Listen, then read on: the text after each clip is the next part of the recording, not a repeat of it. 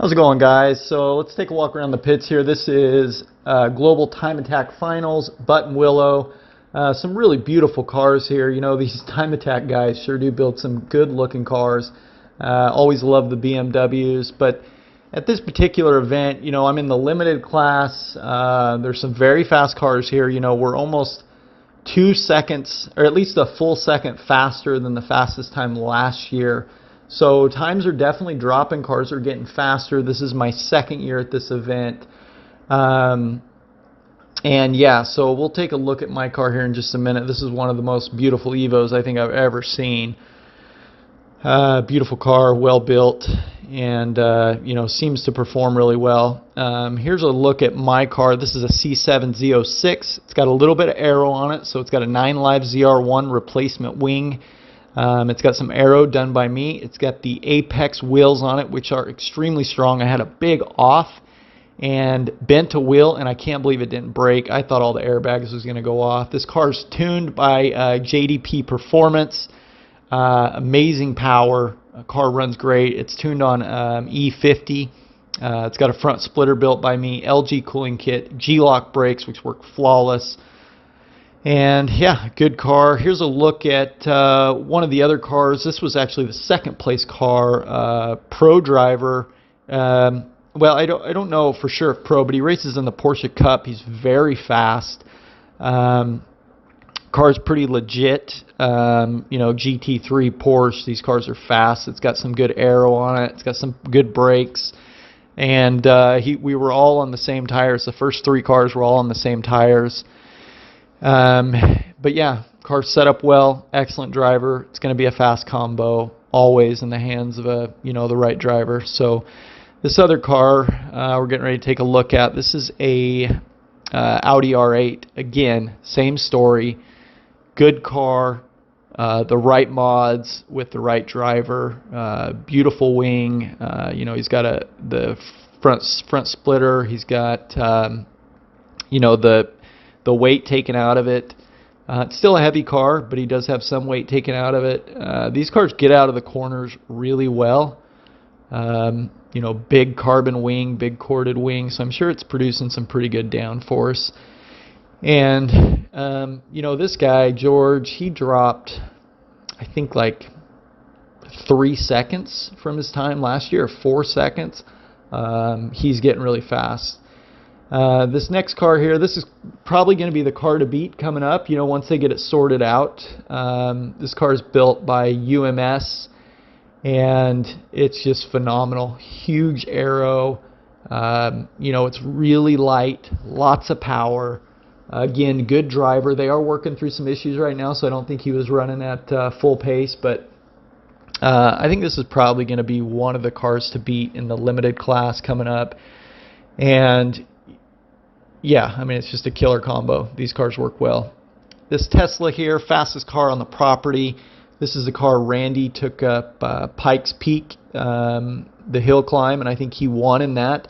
I don't know the difference in the setup, but the car's still heavy because it's got a lot of aero on it, you know, a lot of chassis stiffening, you know, big cage.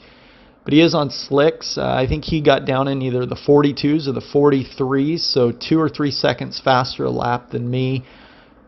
Big aero, and this is kind of the car I'm copying. You know, I'm looking at the way this aero's done and thinking, okay, what can I do to my car?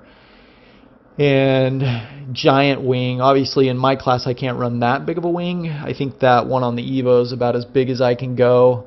And you know, I don't need that much aero. But this car, you know, with the amount of power it has and everything, he's really able to utilize, you know, massive acceleration, massive aero, beautiful front splitter. You know, it's all tunneled, it's done right. But yeah, this is, you know, if you're looking to do some aero on your car, these are the cars you want to look at. How are they done? And, you know, what can you do to copy that? But so we're going to jump into the first lap here. This is titled Phil Hill, and you'll see why. A couple things I want to go over while we're getting up to the climax of this particular clip. But this track has been kind of my nemesis. Tough track. Every time I seem to push, I have a problem on one corner or the next, and I think that's why this track is, you know, kind of the time attack benchmark.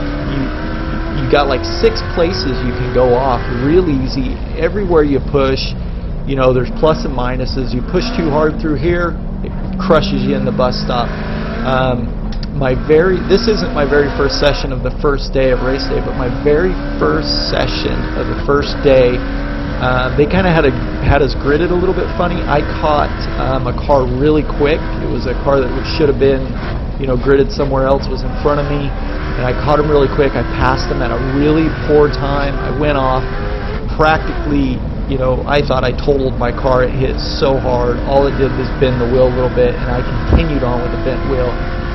So coming up here over Phil Hill, you can see the car just jumped straight, and I know I'm going off, and instead of hitting that curb again, I just decided to take it into the dirt, and I'm thinking, game over, car's wrecked, I'm done, everything's going to be ripped off the front. To my surprise, just a little bit of damage on the splitter. It did rip out my rear inner fender liner, which made the car really loose in the rear.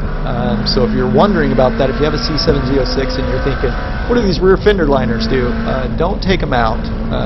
I can assure you that. Made the rear of my car very loose. But okay, so in this next video, labeled Tires Worn, and the reason why is because this was the last session of the last day, and this wasn't even close to one of my fastest laps, but I had a lot of problems with data all weekend, and this is one of the only laps I got that had full data. You can see the timer right there showing 224 seconds ahead, and that was just because my solo storm kept triggering in the wrong time.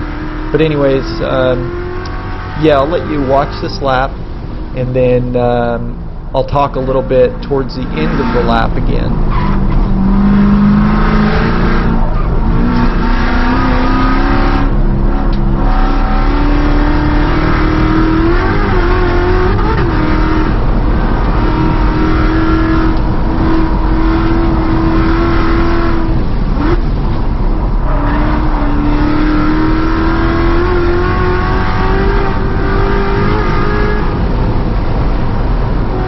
So again, yeah, this is after the rear fender liner's off. The car's really loose in the rear. You know, you can probably see a little bit of counter steering. I actually don't know if I have traction control on at this point, but the reason I want to talk about that is my fastest lap, actually, I did have traction control on, and because it wasn't meant to be my fast lap.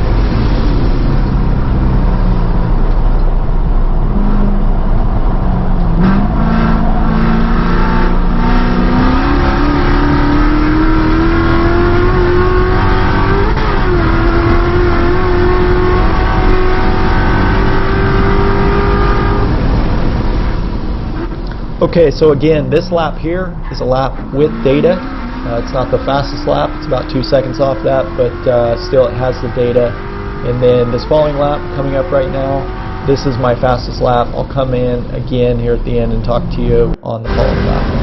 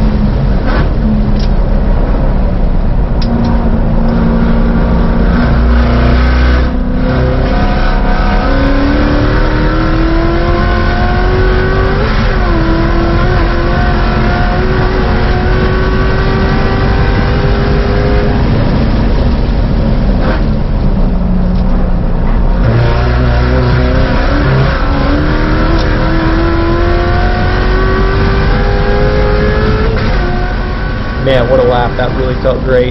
Those of you with a keen ear will notice I actually had traction control on that lap. That wasn't meant to be my fastest lap. It just ended up being the only good lap I got in nice, good air with fresh tires. And, you know, with traction control off, I got another 2 or 3 tenths. I made some mistakes. There's another 2 or 3 tenths. And this lap that you're watching right now is actually up half a second. And I hit some traffic in the S's. I shut it down, aborted. Thought I had more time. But, you know, that's time attack. Ended up winning the event, first place. Really happy with that. And you guys know the routine. Make sure to hit that like, subscribe, comment, and let me know what you think. This is going to be, you know, kind of a C7Z06 time attack style channel moving forward. So I'd love to hear your feedback, and yeah, we'll catch you in the next video. Thanks for watching, guys.